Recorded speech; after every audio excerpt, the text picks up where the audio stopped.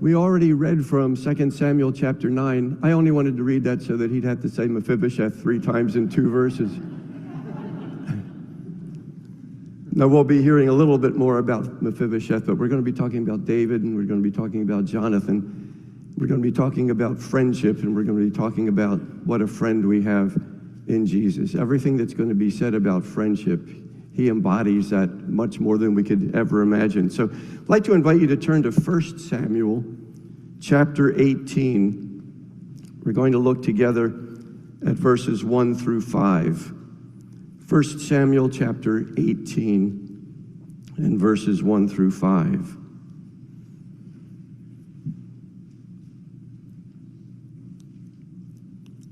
As soon as he, and the he here is David, had finished speaking to Saul, the soul of Jonathan was knit to the soul of David, and Jonathan loved him as his own soul. Now let me stop here just to give us a little background. In 1 Samuel chapter 17, there are 54 verses that describe David and Goliath. And we've been through that and we understand that real well. And then there are a few verses that take us beyond that.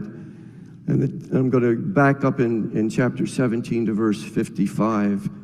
As soon as Saul saw David go out against the Philistine, that's against Goliath, he said to Abner, the commander of the army, "Abner, whose son is this youth?" And Abner said, "As your soul lives, O king, I do not know." And the king said, "Inquire whose son the boy is." And as soon as David returned from the striking down of the Philistine, Abner took him and brought him before Saul with the head of the Philistine in his hand. And Saul said to him, "Whose son are you, young man?" And David answered, "I am the son of your servant Jesse, the Bethlehemite."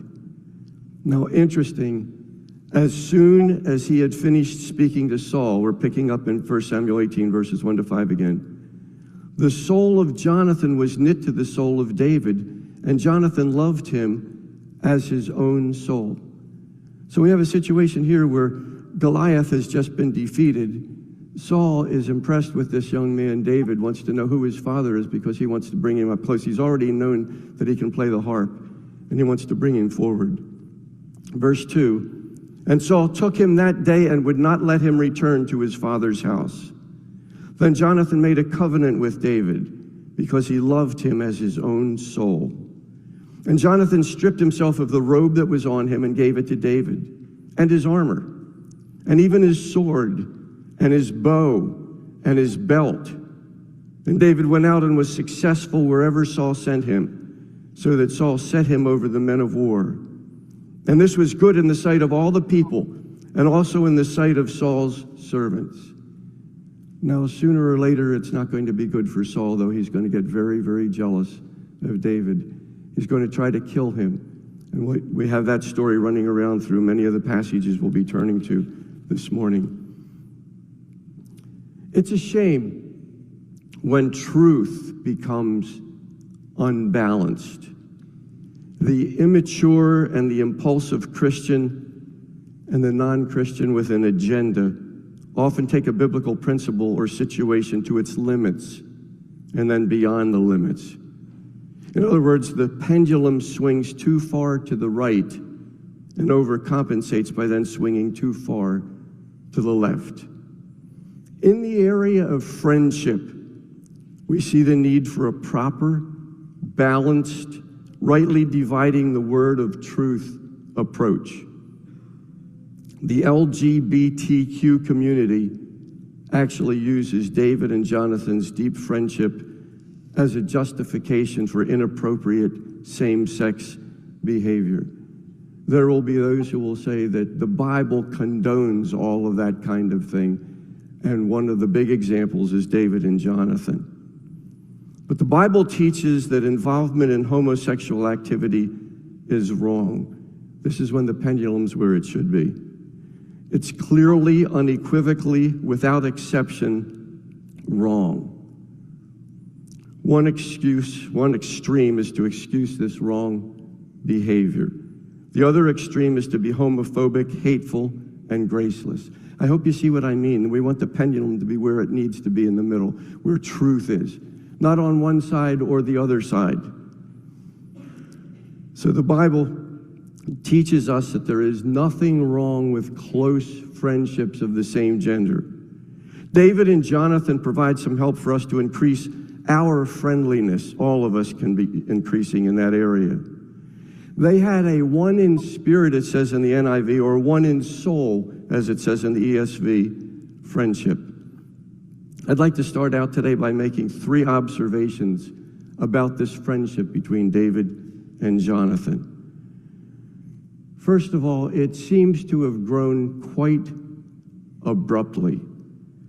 As soon as he had finished, this is 1 Samuel 18:1, as soon as he had finished speaking to Saul, the soul of Jonathan was knit. Big battle with Goliath, a conversation, we aren't told how long, but it must have been pretty long. Long enough for Jonathan to observe that he and David were 2 of a kind, that they were going to be soulmates. Look at how similar they were in their thoughts of God. Back in 1 Samuel chapter 14, verse 6, where Jonathan and his armor bearer have just defeated a whole garrison of Philistines. Jonathan was a warrior, David was a warrior. They had that in common, but they also had this in common. In 1 Samuel chapter 14, verse 6, Jonathan is saying to his armor bearer, come, let us go over to the garrison of the Philistines. And he says a number of other things like that. And then he says, nothing can hinder the Lord from saving by many or by few. And then he goes on in chapter 17, verse 47. This is now David saying to Goliath, and all the assembly needs to know this, he says too, but it's not with sword and spear, for the battle is the Lord's, and he will give you into our hand. A relationship grows immediately from 2 individuals who have something in common. They believe in the sovereignty of God and the omnipotence, the all-powerful God. They believe that the same, and that draws them together. They're drawn together in a spiritual way, not a physical way. That's almost blasphemous. So they have grown together in their relationship quite suddenly. That relationship between 2 men who know the same God and love him and honor him and want to bring him glory. Well, that's the first observation.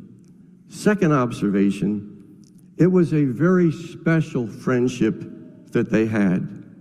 A very special friendship. One in spirit, as I said before, or one in soul with one another. Literally, it says they were knotted together. That's what the Hebrew indicates. They were knotted together. Genesis chapter 44, verse 30 tells us about being knotted together. It's the same expression used for Jacob's love for Benjamin. Remember, Benjamin was born at the time of his mother's death. Benjamin later on had the cup in his sack, and he was going to be in a lot of trouble because there he was in Egypt. They weren't going to let him go home, and his dad would have been heartbroken. That's what it says in Genesis 44, verse 30. Now, therefore, this is Judah speaking to Joseph. Judah saying to Joseph, you've got to let him go back or my dad's going to be all in pieces. He says, now therefore, as soon as I come to your servant, my father, and the boy is not with us, then as his life, and here's that same word again, his life is bound up in the boy's life. As soon as he sees the boy is not with us, he will die. Knotted together, bound together in love. Close relationships, and it's okay to have close relationships with one another. Jonathan, we see this again and again and again, loved him as his own soul. It's in verse 1, it's in verse 3, it's also in chapter 20, verse 17. He loved him as his own soul. This was a special relationship. Observation number 3. Their friendship was totally unselfish. It was totally unselfish. And I got somebody that jumped in there. Okay. Now, Jonathan made a unilateral covenant, binding to one part only. That's what that means. in which he committed himself to David with complete disregard for himself. He made an oath over and over again. He would make an oath. Jonathan would make an oath. They would redo it. They were committed deeply to each other and reminded each other of that all the time. We have this quote from 2 Samuel 1:26, "Your love to me," David says to Jonathan posthumously, "was extraordinary, surpassing the love of women." So we have a very, very special relationship, and a special relationship that was totally unselfish, as we've seen over and over again. In 1 Samuel chapter 20, once again, Jonathan made David swear by his love for him, for he loved him as he loved his own soul. We keep seeing that. In 1 Samuel chapter 23, verses 15 to 18, when we come down to verse 18, the two of them made a covenant before the Lord. David remained at Horesh, and Jonathan went home. And then Jonathan reminded David later of the mutual covenants they had made. They were committed to each other, and they reminded each other about it over and over and over again. And to me, something else that is very, very significant. Jonathan continued to be a friend even when it cost him. Now, it cost Jonathan. We're going to see it's also going to cost David. But first of all, Jonathan. It cost him his father, the king Saul, caused his father's good favor. And one exchange illustrates this. This is Saul speaking to Jonathan in 1 Samuel chapter 20.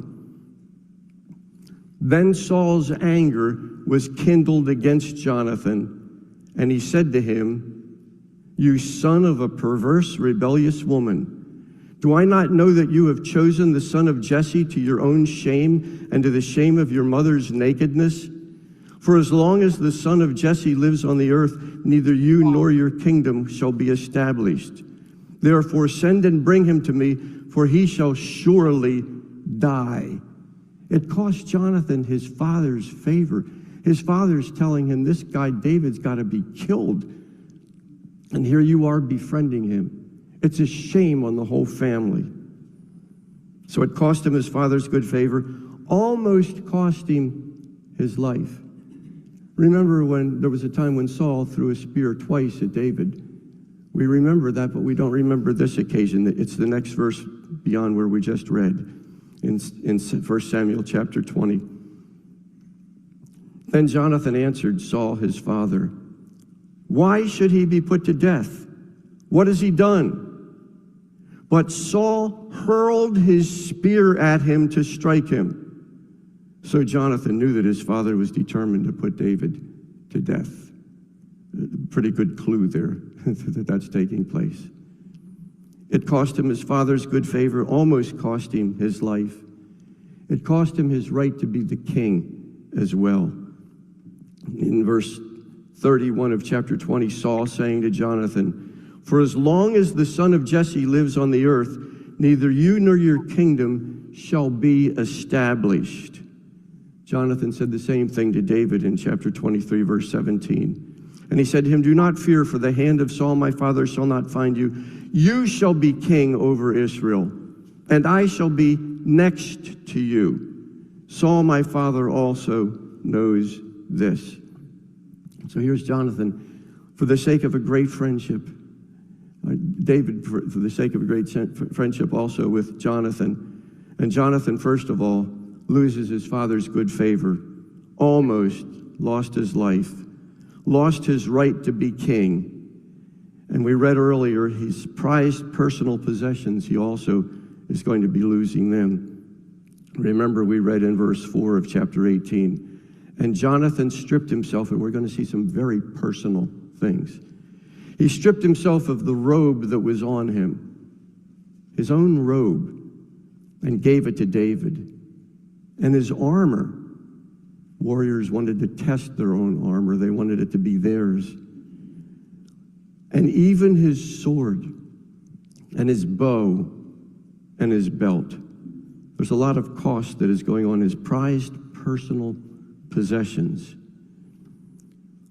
Then we read something in 2 Samuel chapter 9, verses 1 to 13 that were read for us a little bit earlier. Now David, losing some things, David expressed his love to Jonathan in the way he took care of Jonathan's son Mephibosheth, took care of him with kindness, took care of him, gave him food and land, and gave him servants, a lot of land. All the land that had belonged to Saul was now given up to Mephibosheth because he was Jonathan's son, and David wanted to show kindness to Jonathan. There's a time in 1 Samuel chapter 20, very interestingly, when we learn that being a friend God's way is something very significant. And we find that David and Jonathan are now saying goodbye to each other because it looks like they can't stay together. Saul is after David to kill him. Interesting, it says in verse 41 of chapter 20, they kissed one another and they wept with one another, David weeping the most. So David, it's going to cost. Jonathan, it's going to cost each one of them. And the king actually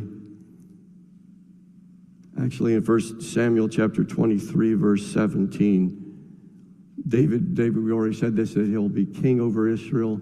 He'll be next to him. And in 2 Samuel, we read that as well. 2 Samuel 21, verse 7, but the king spared Mephibosheth. Some of Saul's other sons were killed, relatives were killed, but he spared Mephibosheth, the son of Saul's son, because of the oath of the Lord that was between them, between David and Jonathan, the son of Saul. Now we're talking about friendship. We're talking about friendship between two individuals, but I hope we're looking at friendship between ourselves and those that the Lord brings into our lives. Some very significant verses, one of them in Romans chapter 12, verse 10. Love one another with brotherly affection. Outdo one another in showing honor. That's how we should be as friends, honoring one another above ourselves. I like to call it a race to be second. It's a race to be second. I want to honor you. I want to get in line behind you. Just as Jonathan would be telling David, I'm going to be next to you. You're going to be the king, but I'm going to be next to you. I'm going to honor you. Philippians chapter 2, verses 3 and 4. Do nothing from rivalry or conceit, but in humility count others more significant than yourselves. Let each of you look not only to his own interests, but also to the interests of others. Now, let me ask you some significant questions, personal questions. Would someone want you to be his or her friend? Or are you a taker, not a giver? Do you drain other people, or do you enervate them? Would you rather have a friend than be a friend? Very significant questions. While practicing law, there was a man by the name of George Vest, a former United States Senator from Missouri. He defended a farmer whose dog was involved in a minor damage suit. Here's a part of his speech, and I'd like to read that. The one absolutely unselfish friend that man can have in this selfish world, the one that never proves ungrateful or treacherous, is his dog.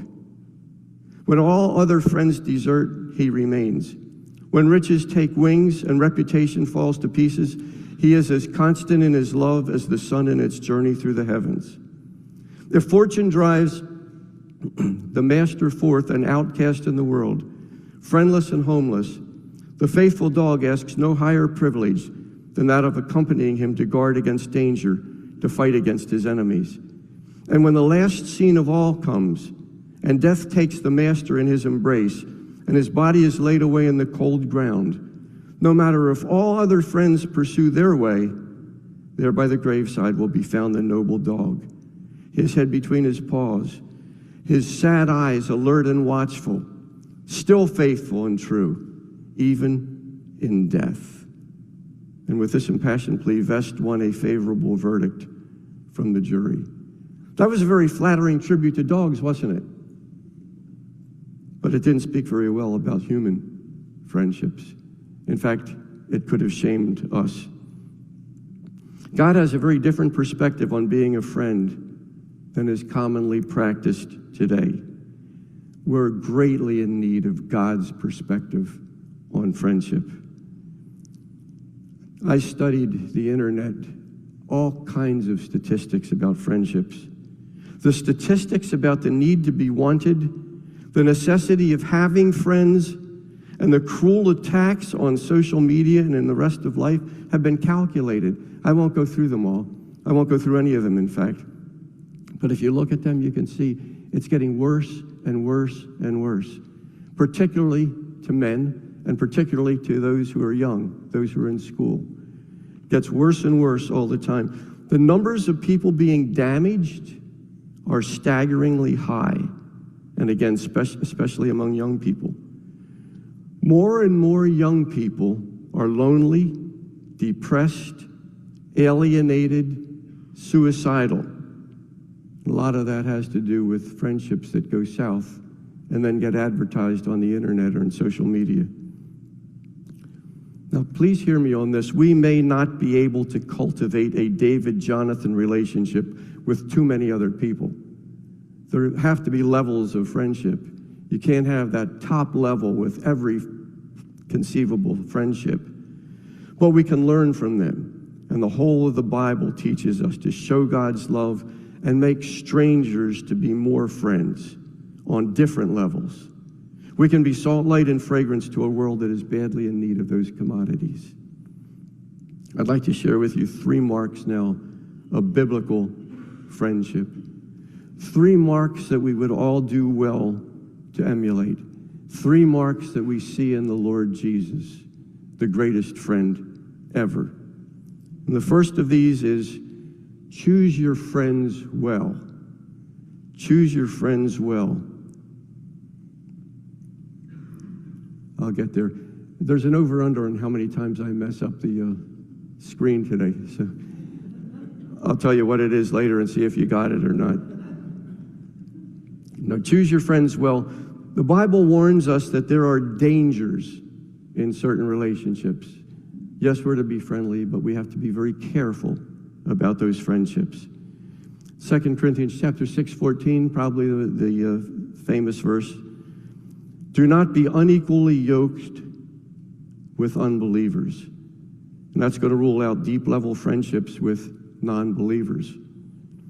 But also, in 1 Corinthians chapter 5, verses 9 through 13, the Apostle Paul writes to the Corinthians, and he says, I wrote to you in my letter not to associate with sexually immoral people, not at all meaning the sexually immoral of this world, or the greedy and swindlers or idolaters, since you would need to go out of the world. I'm not telling you don't rub shoulders with people. You're going to have to, all kinds of people. But now I am writing to you not to associate with anyone who bears the name of brother, if he is guilty of sexual immorality or greed or is an idolater, a reviler, drunkard, or swindler, not even to eat with such as one. If there is a so-called believer not living the life of a believer, you want to stay away. You don't want to get involved with that. That's something that's very clearly put in that passage. But it's all through the Bible. In Proverbs chapter 22, verse 24, it says, make no friendship with a man, and it means a person, given to anger, nor go with a wrathful man, lest you learn his ways and entangle yourself in a snare. What's that saying? Anger is infectious. It's contagious. You don't want to go around with somebody who's going to spread that to you, and it is so easy to do that. You hang around with angry people, you become an angry person. 1 Corinthians chapter 15, verse 33. Do not be deceived. Bad company ruins good morals. Did you catch that? Do not be conceived. That means that we could very easily be deceived if we're not careful. And the deception that is noted here is something that's very significant. Bad company ruins good morals. I've seen that over and over and over again. And I've shared this with people who've gotten out of some bad company, and it's changed their lives remarkably. In Psalm chapter 1, verses 1 to 3, blessed is the man who walks not in the counsel of the wicked, nor stands in the way of sinners, nor sits in the seat of scoffers. But his delight is in the law of the Lord, and on his law he meditates day and night. He is like a tree planted by streams of water that yields its fruit in its season, and its leaf does not wither. In all that he does, he prospers. And then the second half of Proverbs 13, verse 20. The companion of fools will suffer harm. So obviously we don't want to be a companion of fools. Very, very important who our friends are and the levels of those friendships. From all over the Bible comes the warning. Choose your friends very carefully. In Proverbs chapter 12, verse 26, it says, a righteous man is cautious in friendship, but the way of the wicked leads them astray. Jonathan wanted to be friends with David because here's somebody speaks the same language that he does about God, that God is the one you go to when you're in trouble. And that's the one that we go to as well. Second mark of biblical friendship, be a faithful friend. Be a faithful friend. Have constancy. Proverbs chapter 17, verse 17 says, a friend loves at all times, and a brother is born for adversity. Another correct way of translating this is to say, a friend loves with a friend's love always, but with the love of a born brother in adversity. The love of a brother for a brother is used to illustrate this important point. Now, maybe your family, you've got a couple of sons or more. Any of you have that where they ever fight with each other, argue with each other, belittle each other, have a little sibling rivalry with each other? Yeah, it does happen. It happens all the time. My brother and I used to squabble all the time. But you know what? Don't let anybody mess with my brother when I'm there. That's for me to do. That's not for somebody else. A friend loves at all times, and a brother is born for adversity, and we're friends and brothers with one another in Christ. No one likes to have a fair weather friend, so no one should be a fair weather friend also. There was a USA Today article that portrayed vividly the courage of true friendship. This is something that I read years ago, and it's meant a lot to me, this story. It's a story about somebody by the name of Ann Hegel. She had a friend, Debbie Nichols. They were mountain biking on a wilderness trail near Mission Viejo, California, when a 110-pound mountain lion sprang from the brush, pounced on Ann's back, and dragged her off by the head. Her friend, Debbie Nichols, screamed for help and grabbed Hegel's legs, trying to free her and engaging in a desperate tug of war, while the cat and the other cyclists were throwing rocks at the cat. Jackie Van Warcom said she was riding behind Hegel and Nichols and later spoke to Nichols at the hospital. She had some blood on her face. She definitely showed signs of a major struggle.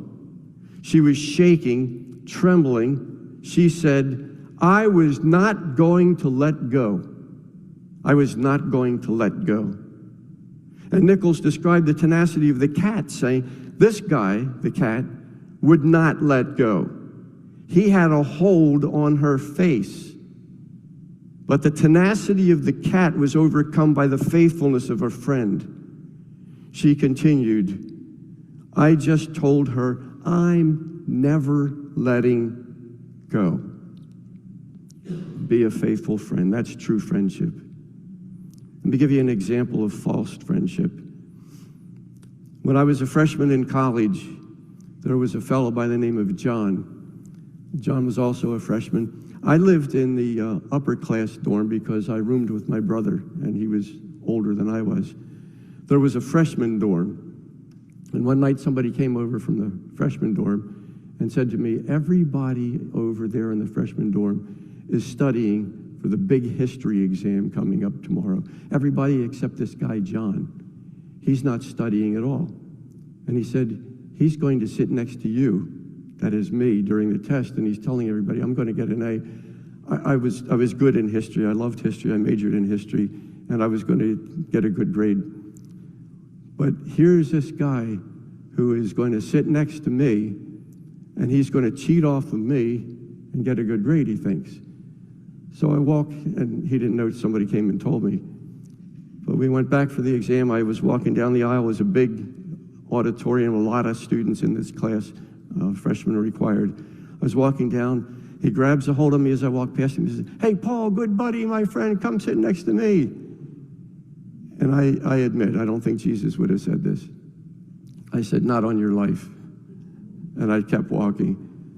And I kept walking, and I do believe he failed the test. An example of false friendship, not so good on my part or his part in that regard. There are fair weather friends mentioned in the scriptures, particularly in the book of Proverbs. Proverbs chapter 14, verse 20. The poor is disliked even by his neighbor, but the rich has many friends. The poor is disliked even by his neighbor, just because he's poor. Proverbs 19:4. Wealth brings many new friends, but a poor man is deserted by his friend. Do you notice that wealth brings plural friends? Poor man is deserted by, he only has one to begin with, and he can't even keep him because they want something out of him that he can't give. That's not friendship that's faithful. Proverbs chapter 19, verses 6 and 7. Many seek the favor of a generous man, and everyone is a friend to a man who gives gifts. All a poor man's brothers hate him.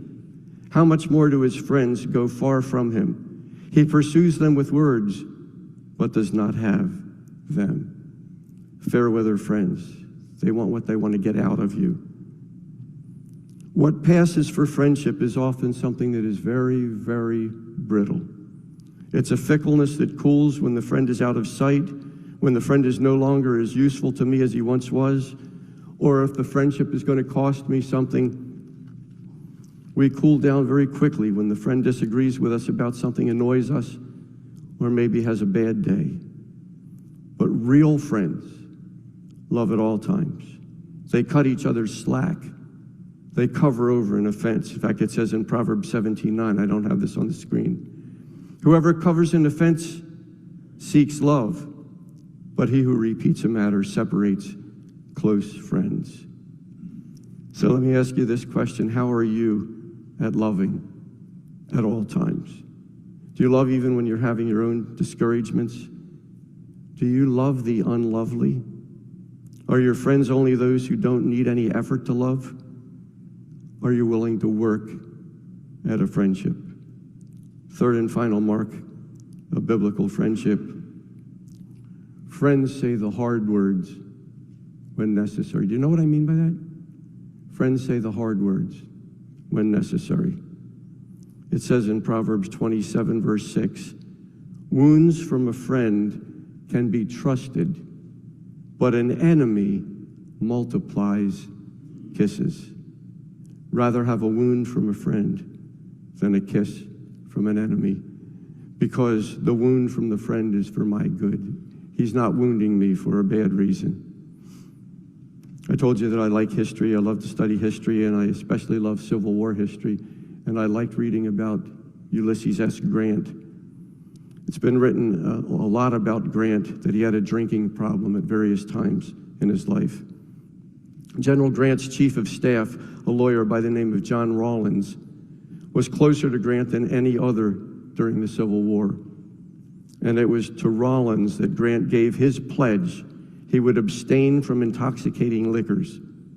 When he broke that pledge, Rawlins went to him and with great earnestness pleaded with him for the sake of himself and for the sake of the entire nation to refrain from drinking. Faithful were the wounds of that friend. There's a statue of Grant in Washington sitting on his horse in the middle of a great battle scene in front of the Capitol. There's also an ordinary statue of Rawlins in Rawlins Park at the other end of Pennsylvania Avenue.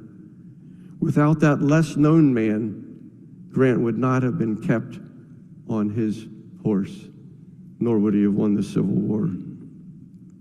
Proverbs 28 and verse 33 says, "Whoever rebukes a man will afterward find more favor than he who flatters with his tongue."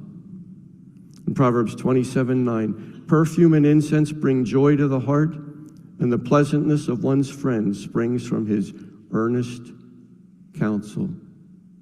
And one more, Proverbs 27:17.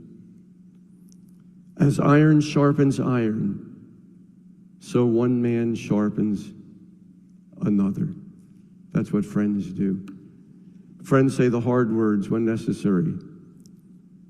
When you're sharpening iron, that may not be too pleasant sometimes for the iron on the iron, but it's necessary. Don't go looking for confrontation. That's not what this is suggesting. Don't go overboard in sharing your counsel, but when it's necessary, be prepared to speak the truth in love, which we're called to do. Some people are great at speaking the truth. They speak the truth and they leave their tire marks over you when they roll over you. Some people are real good at speaking the truth, but some people speak in love, but they aren't very helpful because they don't tell you what you really should be hearing. Speak the truth in love. Let's close now in prayer and ask the Lord to help each one of us to be the kind of friend Jesus was, to learn to get toward where David and Jonathan were. We aren't going to have all kinds of David and Jonathan relationships, but every relationship we have could be better. Heavenly Father, may we be good friends, faithful friends, friends who aren't afraid to use the hard words maybe sometimes. We want to be like Jesus, the greatest friend of all, who was willing to give up everything for us, his friends. Thank you for the blessing of being able to see him at work in this church and in us. And we thank you in Jesus' name.